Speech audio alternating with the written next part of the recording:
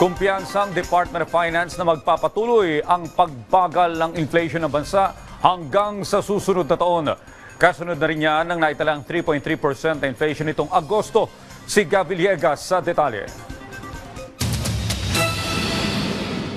Pinangunahan ni Pangulong Ferdinand R. Marcos Jr. ang isinagawang sectoral meeting sa Malacanang kung saan kasama ang economic at agricultural sector. Dito ay napag-usapan ang pagpapababa pa sa presyo ng bigas at mabilis na pag-rollout ng bakuna kontra African Swine Fever. Sa ulat ng National Economic and Development Authority, bumagal sa 3.3% ang overall inflation noong Agosto mula sa 4.4% noong Hulyo dahil sa mabagal na food at non-food inflation, kung saan bigas ang major inflation driver. Bumagal ang food inflation kung saan umabot ito sa 3.9% noong Agosto kumpara sa 6.4% noong Hulyo. Dahil dito, bumagal ang pagtaas ng presyo ng bigas, karne, tinapay, ibang cereal at mga ready-made food products. Nagkaroon naman ng deflation sa presyo ng isda, gulay at asukal.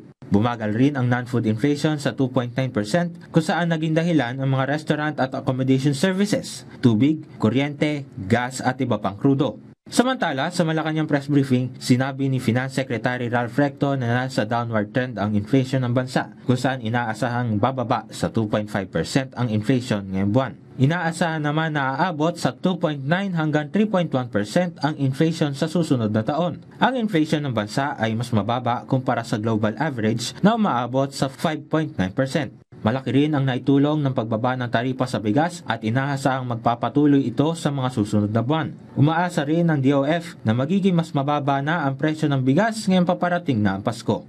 The beauty about reducing inflation is that your GDP growth goes up and more jobs can be created, your borrowing cost goes down, and it will be good na magkakaroon din kami ng BSP meeting by October, and possibly we can reduce interest rates further. Mas maliit ngayon yung interest rate na babayaran ng gobyerno, pero higit sa lahat, pababa na rin yung interest rate, halimbawa sa credit card ni Juan de la Cruz, papunta sa Pasko.